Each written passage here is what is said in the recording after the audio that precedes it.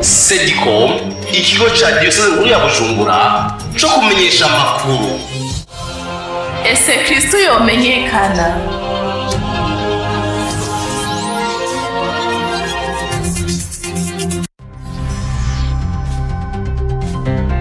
Amakuru mu Kirundi mushikirizwa na Sedicom.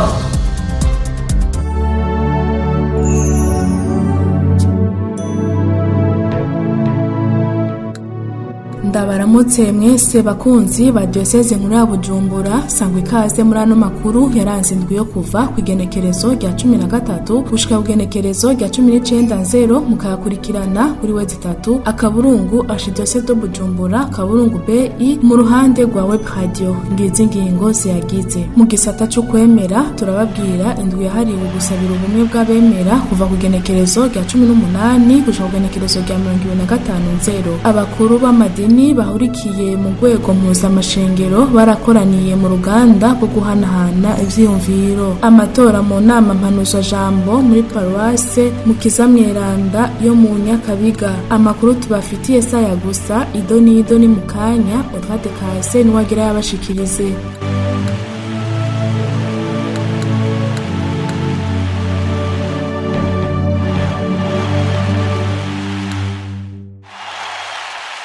Ndasubiye kubaha ikaze muri ano makuru. Duhera no makuru mu gisata cyo kwemera. Kuva ku genekerezo rya 18 gushaka ku genekerezo rya 25 n'indwi yahariwe gusabira ubumwe bw'abemera. Nkuko vyama biba buri mwaka, abakristo b'abakatolika n'abaprotestanti nk'abanglikane, abaorthodoxe, abamethodiste, abagenzi n'abandi bama bahurira hamwe bagasabira ubumwe abemera. Uyu mwaka ico gisabisho kikazobera mu isengero ry'abagenzi riri muri zone Rohero ku munsi wa 4. Ni nkuru tuzogaruka ko mu makuru yacu yo hanyuma. Mu ntumbero yo guhimbaza umunsi mpuzamakungu wahariwe ijambo ry'Imana, ku munsi w'Imana igenekerezo rya 19 haratunganijwe inyigisho muri Paroisse Kiganda zerekeye uwo munsi. Uwo munsi mpuzamakungu ukaba washinzwe na Nyenubweranda Papa Francisco kuzokwa muhimbazwa buri munsi wa Mungu wa gatatu wo mu mwaka w'amasabamana. Inkuru ya Jean de Dieu Ndayizeye. Izo nyigisho zikaba zatanzwe na Mama Lucia Kayandakazi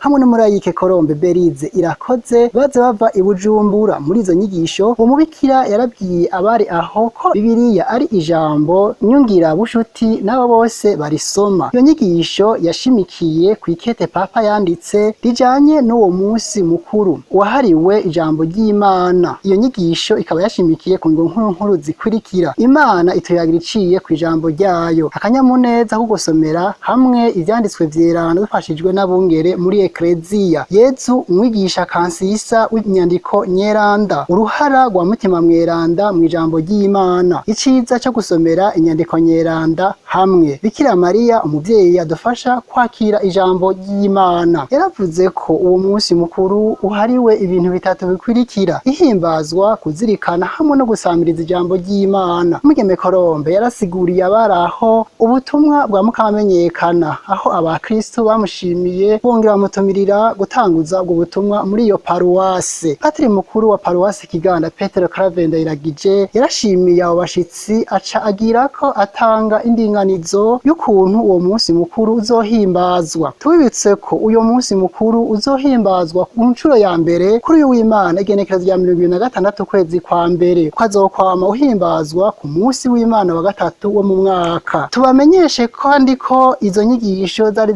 zitabwe n'abihebeye Imana barangurira ubutumwa bwabo muri paruwase Kiganda n'abakristo isinzi ku bwa Sedicom Ndizeye Jean de Dieu paruwase Kiganda. Firmin nje kwizera hamwe na Jean Claude Murengera Ntwari nibo batongo ngo barongore inama mpanuzwa jambo ya paruwase Mukiza Mweranda yo mu Nyakabiga mu matora yabaye ku munsi wa gatandatu igenekerezo rya 18 amatora akaba yabereye muri imwe mu nyubakwa zigize iyo paruwase, akaba yitabwe n'abatowe ngo bazoje muri iyo nama mpanuzwa jambo. Ni inkuru ya Willis Ndayihebura. Ayo matora yatanguye neza neza igihe c'isaha 1:35 hakurikira umwidondoro wabagiye kugira iyo nama mpanuzwa jambo ya paruwasi mu kiringo c'imyaka 3 wagizwe na patiri mukuru wa paruwasi Patiri Desire Ninahazimana, akaba ari nawe yahagarikiye ayo matora afashanije n'uwararongoye inama mpanuzwa jambo yarangije ikiringo umushinga ntahe Wilimanirakiza. Ayo matora yitabwe n'abashika 34 kuri 40 basanzwe bagize iyo nama. Haratowe kandi n'abahanuzi babiri bongera kuri uwo mukuru Firme Njekwizera hamwe n'icegera ciwe Murengera Ntwari Jean Claude. Abo nabo akaba ari umushinga ntahe Ngeziminwe Melchior hamwe n'umupfasoni Nwengeye umwaka Francine. Tubamenyesha ko patiri mukuru yasozereye ayo matora amenyesheje ko agiye gufashanya n'abatowe kugira ngo buzuze urwego nyobozi, turavuga abanditsi, abazorongora Karitasi eka n'abandi. Tubamenyesha kandi ko ibisikanya hagati y'inama mpanuzwa jambo ya paruwasi yarangije ikiringo hamwe n'inama mpanuzwa jambo nshasha izoba kuri uyu wa kabiri Ruhuma uyu mwaka turimwo, aho bazoca barungikwa icese mu butumwa n'umwungere canke usanzwe arongoye vikariya paruwasi Mukiza Mweranda irimwo Engineer Willis Ndayihebura ku bwa Sedicome paruwasi Mukiza Mweranda mu Nyakabiga. Tubandaniriza no makuru mu gisata c'imibano. Abakuru b'amadini bahurikiye mu rwego mpuzamashengero y'u Burundi barakoraniye mu ruganda rwo guhanahana ivyiyumviro ku vyerekeye amahoro no gusubiza hamwe kuva ku genekerezo rya 14 gushika ku genekerezo rya 15 mu nyubakwa y'Hotel Royal Palace. Intumbero y'ugo ruganda yari kurabira hamwe aho bagejeje ibikorwa bihambaye bishinze vyo gufasha abarundi n'u Burundi mu gusubiza hamwe kugira ngo bashikira amahoro meza mu gihugu. Nyenicubahiro Musenyeri Evariste Ngoyagoye arongoye ugo rwego aramenyesha bikuru bashitse ko muri ugo ruganda.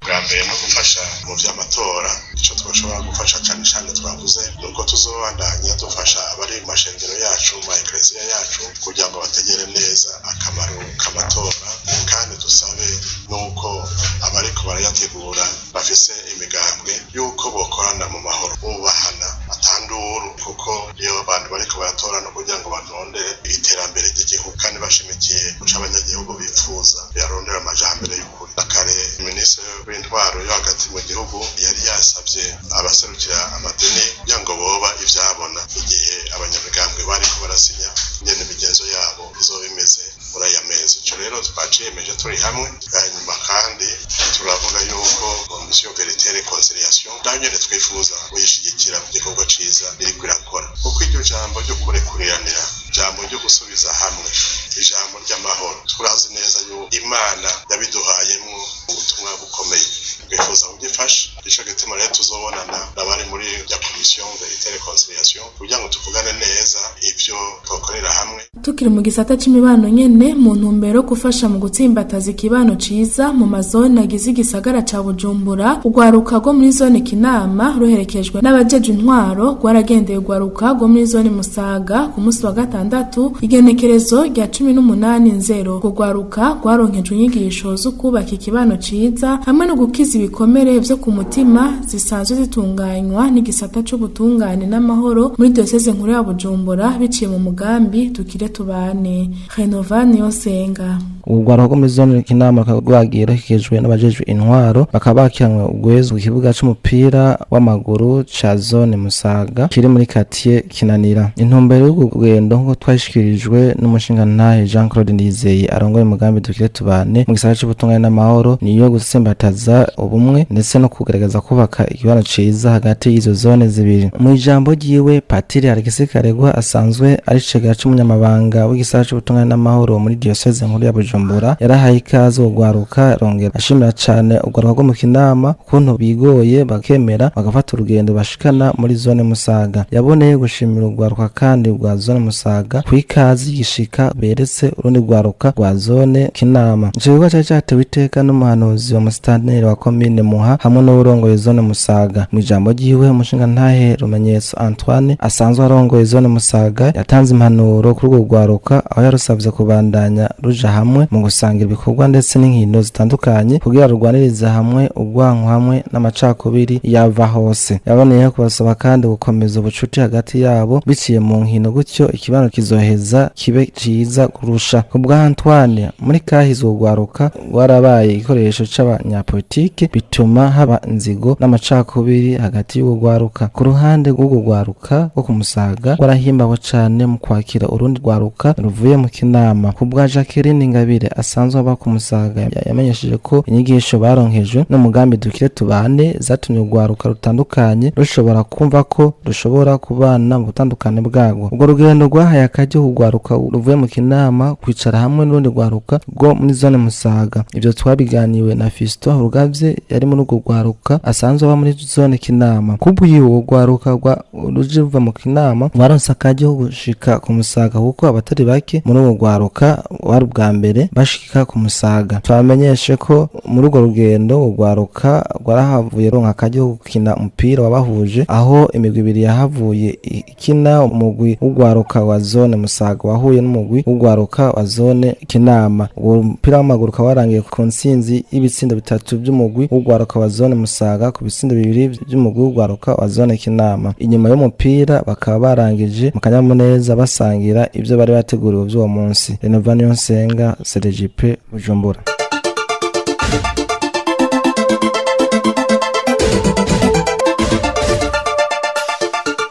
Amakuru yacu arabandanya, tuje mu gisata c'imihari n'imigwi. Hari ku munsi w'Imana genekerezo rya 19 aho mu mugwi w'abaririmbira-mana witiriwe Umweranda Tereziya w'umwana Yezu bari baramukanye urubanza rwo guhimbaza mibukiro y'imyaka 27. Uwo mugwi umaze utanguye ubutumwa bwawo muri paruwasi Mikaeli Mweranda. Ibirori vyatanguriye ku gisabisho c'inkuka y'imisa y'ubukengurutsi igihe c'isaha 5 zo mu gatondo, kirongowe na Patiri Janvier Gateretse asanzwe aba muri iyo paruwase. Ni inkuru ya Claver Kayoya. Akanyamuneza kariserura kuri iyo korale mu ndirimbo basamiriza mu kuninahaza Imana. Mu nsiguro y'ijambo ry'Imana, umusaserdoti w'umukama Janvier Gateretse yari asanzwe arongoye iyo nkuka y'imisa, yarabahaye impanuro y'ingene bo kwitwararika mu kuba abaririmbira-mana bagendera ico bemera mu gushingira intahe Yezu Kristo. Tumutege yombi.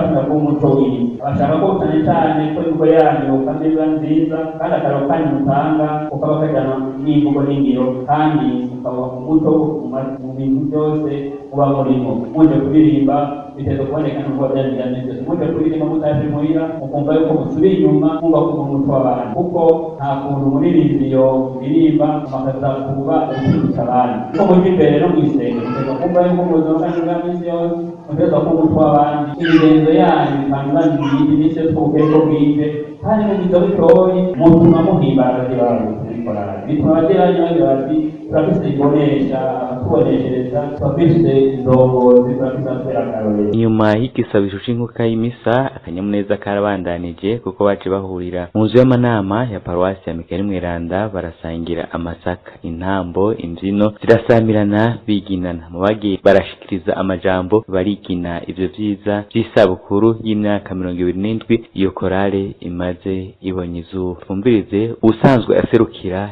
iyo korali. Imana data mushobora byose iyo yaduteguriye urubanza rudasanzwe, yo yashikanye abagizi b'iteka bose bavyagiye iki kibanza, yo yarinze abaririmbira-mana bacu. Turiko turakenguruka uyu munsi no ku myaka 27 maze korale yacu ibayeho.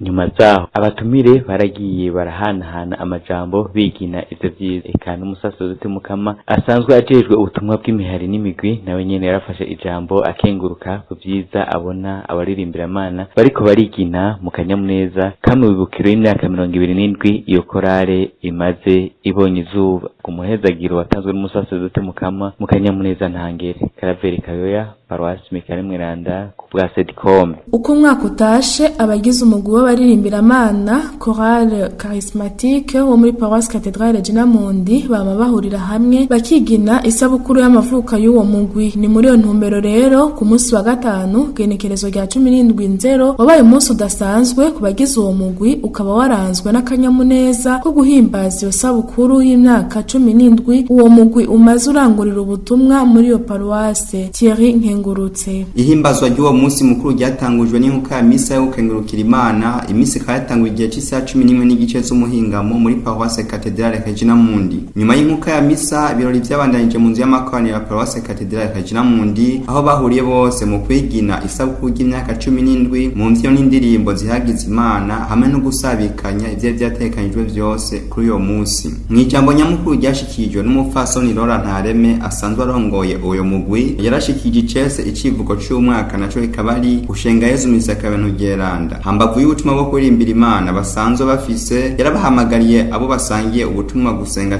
cyane mu guhanga amaso Yezu misakabano geranda, maze agaheza abakumviriza iry'umukama bayagira. Mu gushira mu ngiro ico civugo yaramenyesheje ko mu bikorwa byatekanijwe muri uyu mwaka harimo urugendo gweranda n'ibindi bikorwa ndoramana. Eka na Patije Richimpaye ajeje ubutumwa bw'imihari n'imigwi y'ubutumwa muri paruwase Cathedrale Regina Mundi, yarashimiye uwo mugwi ku bikorwa nkoramutima bahora batunganya, afatiye akarero ku mwiherero bama bagira buri mwaka hamwe no kwishikana mu ngendo zeranda. Mu mpanuro n'ivyifuzo yashikirije, yarasavye ko mu nteguro bafise boshira mu gufasha abana basanzwe bafise umugwi wo kurimbira Imana muri Cathedrale Regina Mundi, ngo ariko biboneka ko bakeneye abafata mu mugongo mu kubatera intege no kubafasha gutera imbere. Turangiza tubamenyesha ko mu myaka 16 yose iheze Chorale Charismatique yari ishami rimwe ry'ubutumwa bw'umugwi w'abanagwe muri Mutima Mweranda muri Cathedrale Regina Mundi. Bari bafise ubutumwa bujanye no kuririmba, ukayerobaye ubwa mbere bahimbaje isabukuru nk'umugwi w'ubutumwa bwo kuririmbira Imana muri Cathedrale Regina Mundi, atari nk'umugwi w'abanagwe muri Mutima Mweranda. Ngico yo cawugize umunsi mukuru udasanzwe. Ku bwa Sedicom, Thierry Nkengurutse, paruwase Cathedrale Regina Mundi.